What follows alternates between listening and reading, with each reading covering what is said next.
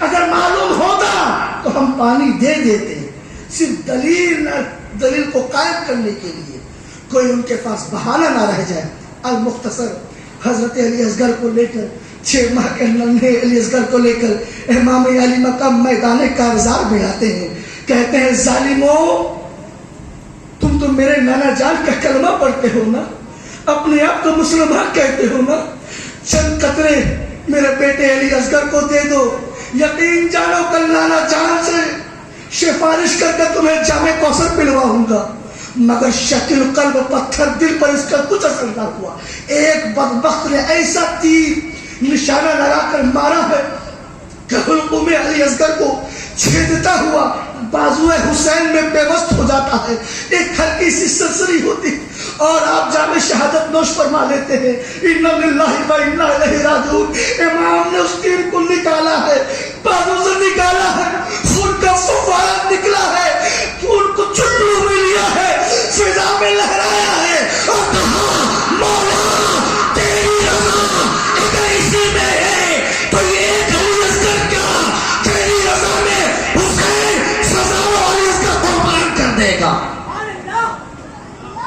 ہزاروں علی اصغر قربان۔ مگر نانا جان کی شریعت کو پامال نہیں ہونے، علی اصغر کی شہادت ہو جاتی ہے۔ پردہ خواتین اہل بیت کہا سمجھ رہی کہ شاید ظالموں نے پانی دے دیا۔ علی اصغر کو لے کر آتے اور کہتے حضرت رباب سے، اپنی بہن زینب سے، اپنی شریک حیات رباب سے کہ لو اللہ نے اس قربانی کو بھی قبول کر لیا۔ گڑھی کے سنی مسلمانوں ذرا تصور لاؤ، جس حسین نے اپنے 6 ماہ کے ننھے علی اصغر کی شہادت صرف اس لیے دی ہے تاکہ میری نانا جان کی آنے والی امت شریعت مصطفیٰ سے نہ بھٹکے۔ آج تم روڈوں پر اچھلتے ہو، کودتے ہو، بینڈ باجے بجاتے ہو، غیاث احمدی کہتا ہے تیرا باپ مرے مجھ سے پیسہ لے لینا اور اپنے باپ کے لاش پر ڈھول تاشے بجانا، تیری اولاد مرے مجھ سے پیسہ لے لینا اور اپنی اولاد کی میت پہ ڈھول تاشے بجانا۔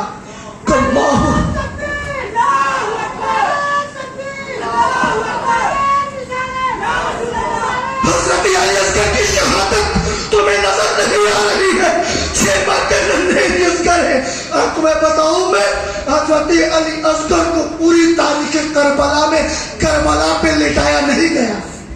کیوں معلوم ہے؟ کبھی حضرت رباب لے رہی ہے، کبھی بہن زینب لے رہی ہے، امام کی بہن حضرت زینب لے رہی ہے، کبھی امام لے رہے ہیں، کبھی کپڑے میں پلہ بنا کر انہیں لٹا دیا جا رہا۔ مگر تاریخ بتاتی ہے کربلا کی زمین پہ حضرت علی اصغر کو لٹایا نہیں گیا۔ کیوں؟ کیونکہ ان کے چپے آنا حضرت اسماعیل نے پیاس کی شدت سے ایڑیاں رگڑی تھی تو اللہ نے آب زمزم پیدا کیا۔ میرا ایمان کہتا ہے اگر حضرت علی اصغر کربلا کی تپتی ہوئی زمین پہ ایڑیاں رگڑتے تھے تو اللہ دوسرا آب زمزم پیدا فرما دیتا، دوسرا آب زمزم پیدا فرما دیتا، کیونکہ انہی کی اولاد ہے، انہی کی ضروریت ہے۔ آج ہم اس شہادت سے ہوش نہیں لے رہے اور کہتے کہ مولانا لوگ کا کام ہے۔ ارے مولانا، تیری پیدائش میں مولانا، تیرے شادی میں مولانا، تیرے مرنی میں مولانا، کر لینا اپنے سے۔ اولاد پیدا ہوگی، چلیے مولانا صاحب آزان کہہ دیجئے، شادی ہوگی، چلیے مولانا صاحب نکاح پڑھا دیجئے، میت ہوگی، چلیے مولانا صاحب جنازہ پڑھا دیجئے۔ اور جب نصیحت کی باتیں کہی جائے تو کہتے کہ مولانا لوگ کا یہی کام ہے۔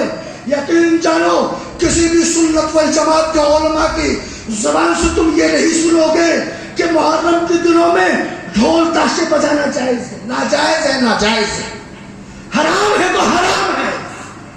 ارے تمہارے عقل کو کیا ہو گیا یار؟ ذرا سوچو نا، امام علی مقام کی روح پاک کو کیسا لگا ہوگا، کیسا امام کی روح پاک کو لگا ہوگا کہ ان کے بچوں کی شہادت کے دن تم ناچ رہے ہو، ڈی جے بجا رہے ہو، تمہارا منہ اس لائق نہیں کہ تم اس پاک نام کو لے، نہ جانے کتنے نوجوان شراب پی پی کر نعوذ باللہ پاک نام کو لیتے ہیں. اور یہ میں ایسے ہی ہوا میں باتیں نہیں کر رہا, یہ ان لوگوں کا بیان ہے جن لوگوں نے اپنے آنکھوں سے دیکھا ہے کہ شراب پی کر تعزیہ اور ڈھول تاشے میں نام لے رہے ہیں. ان لوگوں کا یہ بیان ہے. اللہ ہدایت عطا فرمائے, آمین. پہلے کا وقت بہت تیزی سے چل رہا ہے, تو پاک پڑھیے بات ختم کروں میں اپنے آگے. اللہم صلی علی سیدنا شفیعنا وطبیب قلوبنا وبارک وسلم صلاۃ وسلام کیا رسول. ایک ایک آوان و انصار کی شہادت ہو جاتی ہے. حضرت امام علی مقام میدان کارزار میں جانے کے لیے تیار. آپ کے بیٹے حضرت امام زین العابدین مجلے بیٹے, بڑے بیٹے حضرت علی اکبر ہم شکل مصطفیٰ شہید ہو گئے, چھوٹے بیٹے حضرت علی اصغر شہید ہو گئے. امام زین العابدین عابد و زاہد و بیمار, بخار نے جسموں کو چور کر دیا, سفر کی مصیبت نے جسموں کو چور کر دیا. اللہ اکبر. نیزہ کا سہارا لے کر کھڑے ہوتے, بابا جان سے کہتے ہیں بابا جان اصغر کی قربانی قبول ہو گئی, اصغر کی شہادت قبول ہو گئی, اکبر کی شہادت قبول ہو گئی, زین العابدین کو بھی اجازت دیجیے. امام آتے ہیں, گلے سے لگاتے ہیں, پیشانی کو بوسہ دیتے ہیں, اپنا امامہ اتار کے ڈالتے ہیں, حضرت امام زین العابدین پر وصیت کرتے ہیں, نصیحت کرتے ہیں اور فرماتے ہیں بیٹا زین العابدین اللہ تمہاری نسل سے میری اور نسل کو چلائے گا. سبحان اللہ.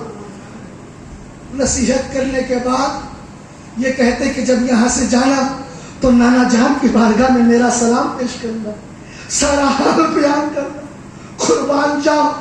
امام سر مبارک حضور صلی اللہ علیہ وسلم کا امامہ شریف زیبتن کرتے ہیں, جسم پہ مصری قبا زیبتن فرماتے ہیں, پشت پہ حضرت حمزہ کی ڈھال کو رکھتے ہیں, کمر میں امام بھائی حسن کے پٹکے کو لگاتے ہیں, ہاتھ میں ذوالفقار حیدری بابا جان کی تلوار کو لیتے ہیں, میدان کارزار میں آتے ہیں, رجز پڑھتے ہیں, آؤ کون ہے جو میرا مقابلہ کرے. کوئی نہیں آ رہا ہے. کیوں نہیں آ رہا ہے؟ کیونکہ وہ تمام بدبخت وہی ہیں جنہوں نے خط لکھ کر امام کو بلایا تھا, امام آئیے, ہمارا کوئی رہنما نہیں ہے, ہمارا کوئی قائد نہیں ہے. وہ تمام لوگ دنیا کی لالچ میں اور دنیا کی لالچ میں اپنے آپ کو بیچ دیا, اپنے ایمان کو بیچ دیا. وہی امام کے مقابلے میں کھڑے تھے, امام کا مقابلہ کر. امام نے رجز پڑھا, حسب و نسب بیان کیا, فرمایا میں وہ حسین ہوں. آج بھی ایسے صحابہ موجود ہیں جن کے سامنے نبی نے فرمایا ہے, جس نبی کا تم کلمہ پڑھتے ہو کہ جس نے حسین سے محبت کی اس نے اس کے رسول سے محبت کی, جس نے اس رسول سے محبت کی اس نے اللہ سے محبت کی, جس نے حسین سے بغض رکھا, جس نے حسین سے دشمنی رکھا اس نے اس کے رسول سے دشمنی رکھا.